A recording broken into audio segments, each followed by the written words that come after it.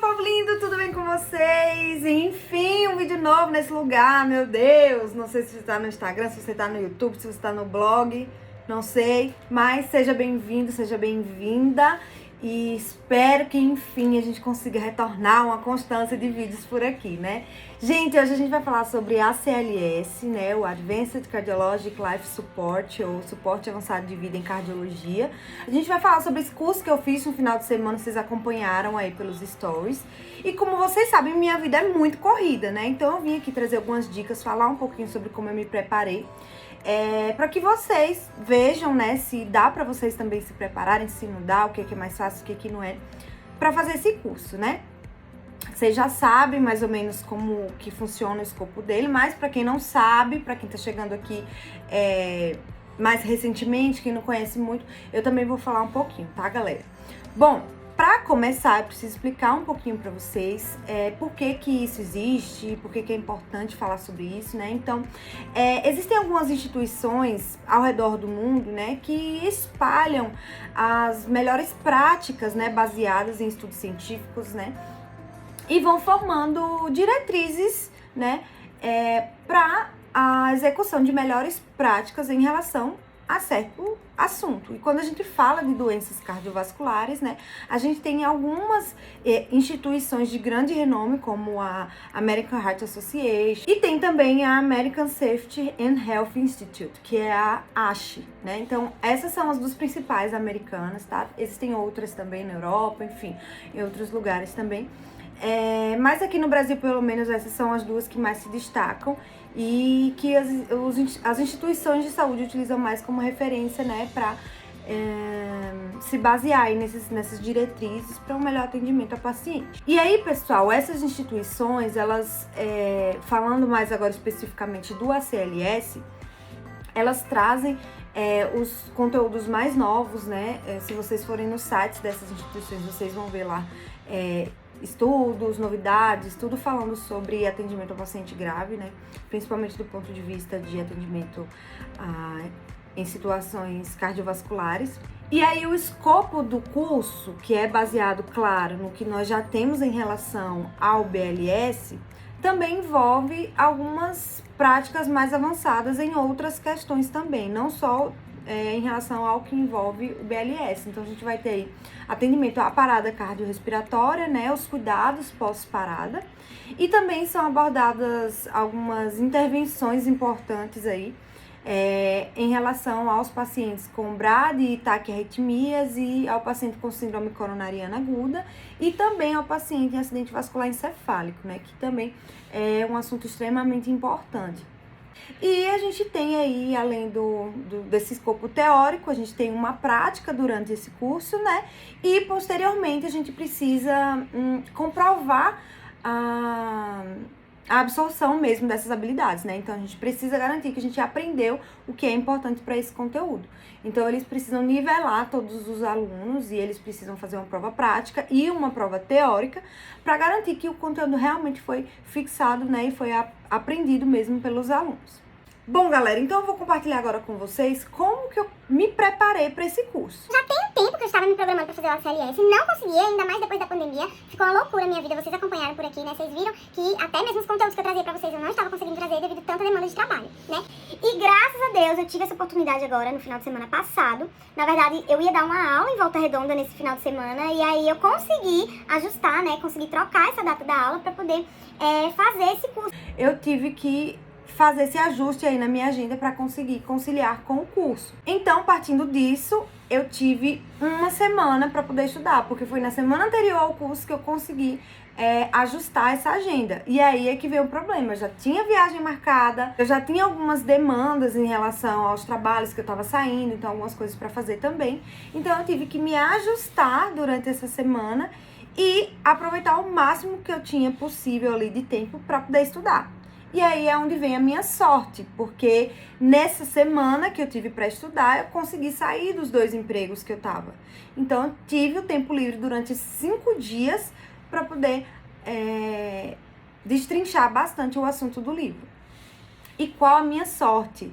Que eu sempre estudei muito pelo ACLS, né? Eu tenho um livro mais antigo, que é o de 2010. eu tenho esse livro mais antigo aqui, que é o livro da American Safety, tá?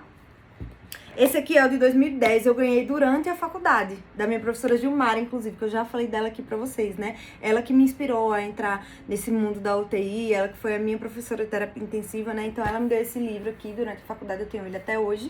E eu sempre estudava por ele, né? Inclusive, para preparar algumas aulas de síndrome coronariana aguda, algumas outras coisas, eu me baseava muito nele, para preparar o meu conteúdo. E aí depois veio o outro livro, né, que é o de 2015 e 2020, que trouxe as atualizações, né? Então, nesse curso que eu fiz o da American Safety e tive uma semana para estudar. Basicamente foi isso. Então, explicando de modo geral para vocês como é que funciona, digamos assim, a agenda do curso, né? Você se inscreve, você vai receber um livro, na verdade, hoje em dia a gente tem o livro digital mesmo, né? Então, a gente pode receber o livro em PDF mesmo, ou você pode comprar o livro físico, que tem também, tá? O livro impresso. E aí, você tem o tempo que você faz inscrição, até o tempo do curso, para poder estudar, se aprofundar nos assuntos que o livro traz. E aí, o livro atual tem 8 capítulos, né, que vão lá desde a parte de cadeia de sobrevivência até a parte de manejo de vias aéreas, atendimento à parada cardiorrespiratória, né, os ritmos de parada, terapia elétrica, bradicardias, taquiarritmias, síndromes coronarianas agudas e também acidente vascular encefálico, né? Então, o livro traz todos esses assuntos e após cada assunto existe algumas questões, são algumas questões para você revisar e associar todos os assuntos. E no fim do livro você tem também o pós-teste, que é um conjunto de questões envolvendo todos os assuntos do livro, né? Para que você tenha ali, mais uma vez, a oportunidade de revisar e fixar todos os assuntos. Então, isso é muito legal também. Daí, galera, o que eu tenho para compartilhar com vocês como experiência? Então, durante a semana, eu dividi um dia da semana para ver os principais assuntos e responder as questões. E no último dia da semana, eu ia revisar todos eles e responder o pós-teste. O meu objetivo também era pegar algumas questões da internet que estivessem fora do livro e continuasse revisando. Só que o que aconteceu? Na quarta-feira, a minha chefe do hospital que eu ainda estava trabalhando precisou que eu desse o último plantão. Eu ia lá na quarta-feira para pedir demissão, mas eu precisei ficar para dar plantão. Então foram 12 horas que eu tive que abrir mão de estudar, né? E não tive condição de estudar quando eu voltei para casa, porque realmente estava muito cansada. Então, galera, na verdade eu acabei estudando por 4 dias, né? Então, consegui ler as 500 páginas do livro, por isso que são 557 na verdade, mas assim, né, tem muita referência, tem as páginas dos questionários, né, então diminui um pouco mais. Vamos supor aí que sejam mais ou menos uns 450 páginas. Então, nesses 4 dias, eu li as 450 páginas e respondi todas as questões do livro. Indico isso? Não indico isso. Por que que eu consegui fixar como que eu posso dizer? Absorver esse assunto? Porque eu já li esse livro anteriormente. Eu já tinha lido a versão anterior, que é essa aqui de 2010, e já tinha lido ele também. Então, pra mim, foi bem mais tranquilo, né? Foi praticamente uma revisão. Só que mesmo assim, gente, tem muitos termos que você esquece, sequências que você esquece, os algoritmos, algumas coisas você acaba falhando, né? E agora que eu terminei o curso, que eu fiz, que eu passei tudo, eu tô bem mais tranquila, é algo que já tá medular na minha mente, né? Realmente é um final de semana muito importante, é um final de semana de pura imersão prática mesmo, e realmente faz diferença. Se você não sair dali com o assunto medular, você tem que ir de novo, porque realmente é um momento muito bacana, assim, é algo que é necessário a gente passar, de preferência a cada 2 anos. Pronto, beleza. Estudei até na sexta, né? Quando foi na sexta-noite. A sexta-noite não, sexta...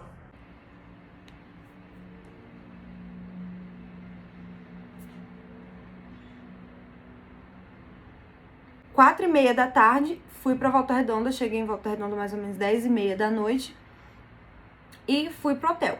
Chegando no hotel, dei mais uma revisadinha nos conteúdos, nos meus resumos que eu tinha e fui descansar.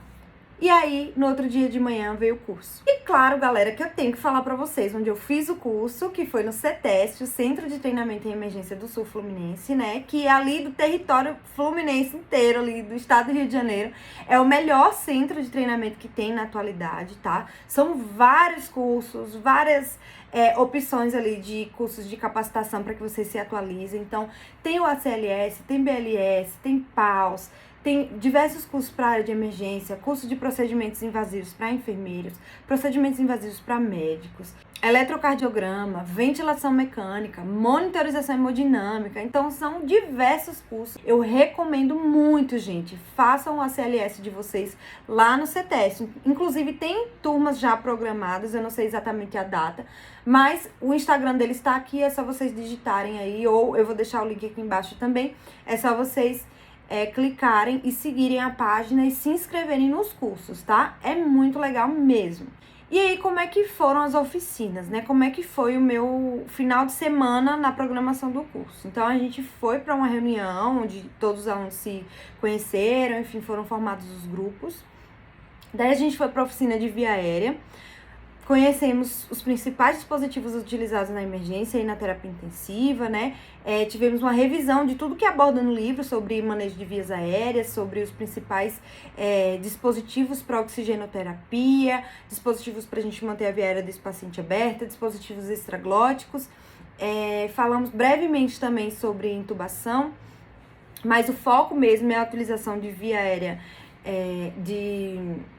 dispositivos extraglóticos, né, para abordagem dessa via aérea. E falamos também sobre alguns riscos, algumas complicações, enfim, coisas importantes que são abordadas no livro, né? Então é sempre mais voltado para realmente o escopo do livro traz, tá? Que é de fato o que a gente tem nos guidelines mais atuais.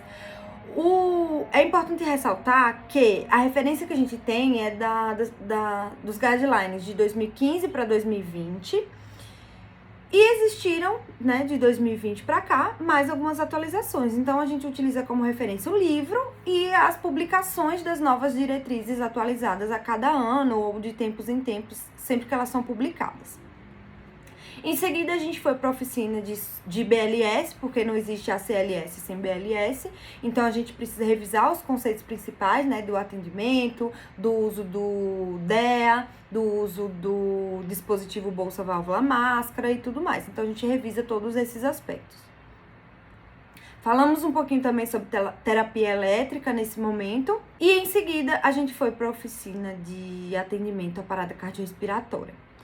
Passando dessas oficinas, durante a tarde a gente fez mais oficinas, passando aí por bradicardias, taquicardias, né? Foi muito bacana, foi muito interessante. E daí, no domingo, a gente foi para as oficinas de treinamento, onde a gente iria treinar as habilidades de todas essas situações, que foi muito bacana, gente. Ali, realmente, é onde a gente consegue fixar e deixar medular cada algoritmo que essas instituições preconizam no atendimento ao paciente em emergências cardiovasculares, né? Então, foi muito interessante e é muito importante que todos vocês façam. Além disso, esse momento também dá uma noção pra gente sobre o que a prova exige de todos os alunos, né? A prova claro que a nota ali é individual, mas querendo ou não, é um cenário feito em equipe. Então, você vai ser o líder daquele atendimento em algum momento e em outro momento, outro colega vai ser o líder e você vai fazer parte da equipe, né? Então, tudo isso é avaliado, tudo isso é muito importante. Além disso, tanto no turno da manhã como no turno da tarde, a gente teve 2 breves revisões sobre algumas diretrizes em relação ao atendimento às síndromes coronarianas agudas e ao acidente vascular encefálico.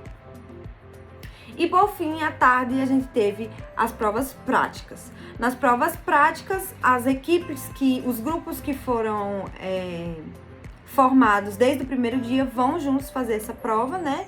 Porque também desenvolveram essa dinâmica juntos. E aí, cada aluno é avaliado de maneira prática. Se você consegue a conduta adequada de acordo com os algoritmos para o seu paciente, você é aprovado. e vai para a prova teórica. Se você erra, se você toma alguma conduta errada, fora do algoritmo, você tem a chance de refazer a prova. Se você não conseguir, aí você não vai para a prova teórica e acaba aguardando para uma nova prova em outra oportunidade. Eu vou deixar aqui alguns vídeos para vocês terem noção do que foram as oficinas, tá? Entenderem um pouco do espaço, da dinâmica de, como tudo aconteceu. E, enfim, ficarem aí curiosos para irem de forma presencial no curso.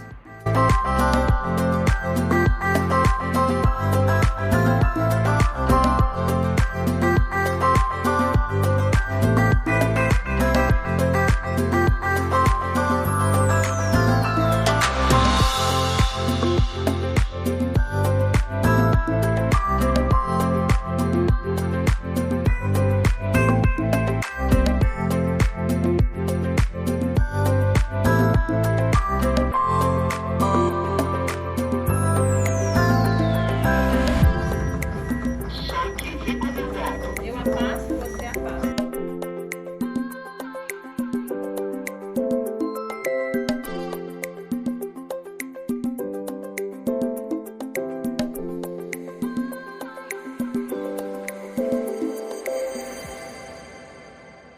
Meu povo, falando agora sobre o meu desempenho. Passei na prova prática de primeira, graças a Deus, apesar de nervosa.